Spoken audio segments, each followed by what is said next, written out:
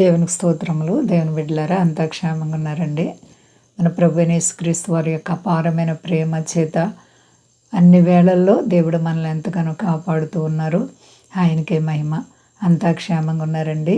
ఈరోజు దేవుని వాగ్దానం ప్రసంగి గ్రంథము 8వ అధ్యాయము 12వ వచనం. దేవుని యందు భయభక్తులు కలిగి ఆయన సన్నిధికి భయపడువారు క్షేమముగా నుందురు. దేవునికి మహిమ ఘనత ప్రభావాలు కలుగునుగాక. ఎంత గొప్ప వాగ్దానమో చూడండి. మనం ఈ భూమి మీద క్షేమంగా ఉండాలంటే దేవునికి భయము భక్తి కలిగి ఉండాలండి. యోబు గారికి ఎన్నో శ్రమలు వచ్చి ఆయన దేవునికి భయభక్తులు కలిగిన వ్యక్తి. చాలా నమ్మకమైన యథార్థ హృదయంతో చెడుతనాన్ని విడిచిపెట్టి దేవుని కొరకై జీవించిన వ్యక్తి. చాలా నమ్మదగినటువంటి మనసు కలిగి దేవుని కొరకు ఎదురు చూసినటువంటి ఆయన జీవితంలో మరి దేవుడు ఏ పరిస్థితుల్లో విడిచిపెట్టలేదు. అండ్ ఎంత గొప్ప దేవుడో చూడండి. మరి మనము కూడా ఆయనలో భయము భక్తి కలిగి ఉంటే ఆయన సన్నిధికి మనము భయపడువారుగా ఉండాలి. ఆయన ప్రేమలో భయపడాలి. దేవునికి మనం భయపడాలండి. దేవునికి భయపడు వారి మీద ఆయన దూతలంట చుట్టూ కావలు ఉంటాయంట. ఎవరైతే దేవుని యందు భయభక్తులు కలిగి ఉంటారో వారికి దేవుని దూతలు కావలుగా ఉంటాయి. కాబట్టి మనము క్షేమంగా ఈ భూమి మీద ఉండాలంటే, సురక్షితముగా ఉండాలంటే మనము దేవునికి భయము భక్తి విశ్వాసం కలిగి ఉండాలి. భయభక్తులు నీవు కలిగి ఉన్న ప్రియ సహోదరి సహోదర, దేవుని యందు నీ విశ్వాసం ఎలా ఉంది? నీ ప్రార్థనా జీవితం ఎలా ఉంది? దేవుడు అనగా మనలాంటి వారు కాదు. ఆయన సర్వశక్తి కలిగిన దేవుడు. ఆయన మాటలో శక్తి ఉంది. ఆయన మాట జీవాన్ని ఇస్తుంది. ఆయన మాట బలమైనది. కాబట్టి ఆయనకు మనము భయము భక్తి కలిగి ఉన్నామా? యేసు ప్రభు బిడ్డగా మనము జీవిస్తే మన జీవితాల్లో ఎలాంటి తొందరలైనా తొలగిపోతాయండి.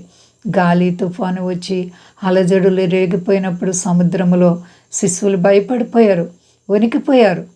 అయితే యేసుప్రభు ఒక్కసారి ఆ గాలిని సముద్రాన్ని గద్దించగానే నిర్మలమైపోయింది. ఆయనలో అంత మహామహిమ ఉంది. కాబట్టి మరి మనం దేవునికి భయభక్తులు కలిగి ఉన్నామండి. మనము క్షేమంగా ఉండాలి అంటే దేవునికి భయభక్తులు కలిగి ఉండాలి.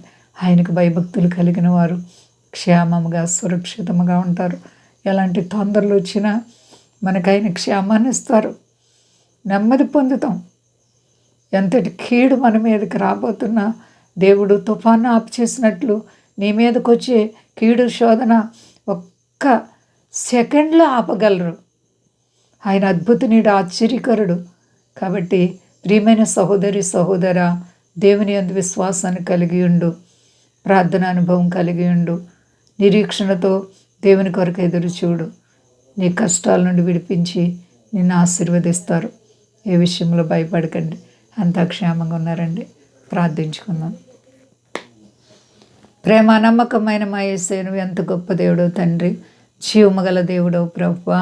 అవును ప్రభు, ఎవరైతే నీ యందు భయభక్తులు కలిగి నీ కొరకు జీవిస్తారో వారు భూమి మీద క్షేమంగా ఉంటారంటున్నావు. నీ మాకు ఇచ్చిన క్షేమకరమైన దినాలను బట్టి నీకు స్తోత్రాలు తండ్రి. మా దేశాన్ని, దేశ నాయకులను కాపాడండి, సర్వ ప్రజలను కాపాడండి, మీ దాసులను కాపాడండి. ఈ కడవరి కాలంలో ప్రభువా లోకంలో ఉన్నటువంటి అలజడలు తొలగించండి ప్రభువా. అందరికీ శాంతి భద్రతలు దయచేయండి. జీవమగల దేవానికి స్తోత్రాలు తండ్రి. నీపై ఆధారపడిన వారిని నీవెప్పుడు విడవలేదు, విడువని ఎడబాయినని వాగ్దానం చేసిన దేవా. అలాగే కష్టాలు, బాధలు, రుణాలు, ఆర్థిక పరిస్థితులు, సిక్కు సమస్యలున్న ప్రతి బిడ్డలకు యేసు నామములో ఇప్పుడే విడుదల కలుగును గాక. అందరికీ క్షేమాన్ని ఇచ్చి మహిమ పొందు శక్తి గల యేసయ్య నామమున అడుగుచున్నాను తండ్రి. ఆమేన్.